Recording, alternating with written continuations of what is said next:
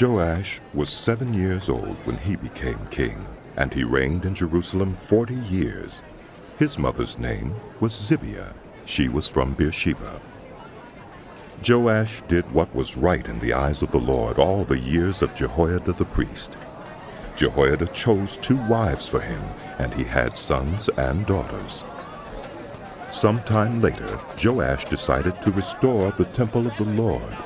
He called together the priests and Levites and said to them, "Go to the towns of Judah and collect the money due annually from all Israel to repair the temple of your God. Do it now." But the Levites did not act at once. Therefore the king summoned Jehoiada the chief priest and said to him, "Why haven't you required the Levites to bring in from Judah and Jerusalem the tax imposed by Moses, the servant of the Lord, and by the assembly of Israel for the tent of the covenant law?" Now the sons of that wicked woman Athaliah had broken into the temple of God and had used even its sacred objects for the Baals. At the king's command, a chest was made and placed outside at the gate of the temple of the Lord. A proclamation was then issued in Judah and Jerusalem that they should bring to the Lord the tax that Moses, the servant of God, had required of Israel in the wilderness. All the officials and all the people brought their contributions gladly, dropping them into the chest until it was full. Whenever the chest was brought in by the Levites to the king's officials, and they saw that there was a large amount of money, the royal secretary and the officer of the chief priest would come and empty the chest and carry it back to its place. They did this regularly and collected a great amount of money. The king and Jehoiada gave it to those who carried out the work required for the temple of the Lord. They hired masons and carpenters to restore the Lord's temple, and also workers in iron and bronze to repair the temple. The men in charge of the work were diligent, and the repairs progressed under them.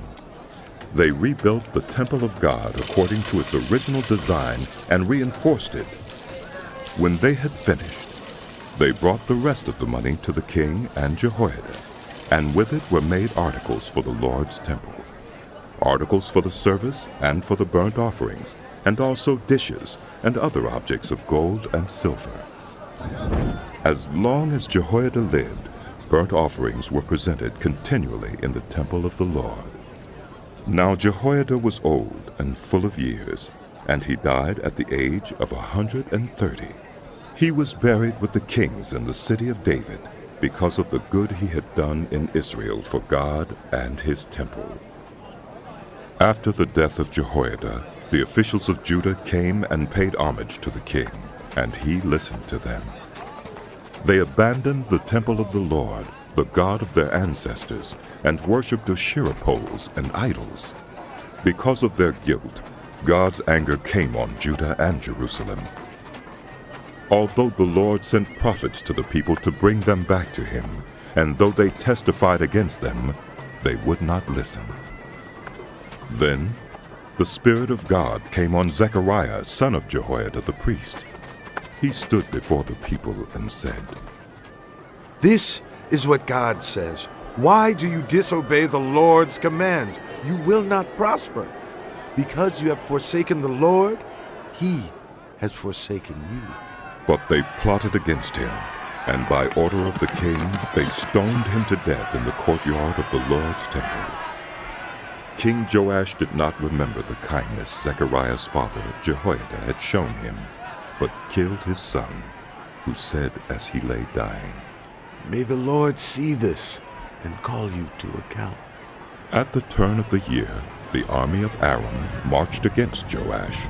It invaded Judah and Jerusalem and killed all the leaders of the people. They sent all the plunder to their king in Damascus. Although the Aramean army had come with only a few men, the Lord delivered into their hands a much larger army. Because Judah had forsaken the Lord, the God of their ancestors, judgment was executed on Joash. When the Arameans withdrew, they left Joash severely wounded. His officials conspired against him for murdering the son of Jehoiada the priest, and they killed him in his bed. So he died and was buried in the city of David, but not in the tombs of the kings. Those who conspired against him were Zabad, son of Shimeath, an Ammonite woman, and Jehozabad, son of Shimrith, a Moabite woman. The account of his sons, the many prophecies about him, and the record of the restoration of the temple of God are written in the annotations on the book of the Kings. And Amaziah his son succeeded him as king.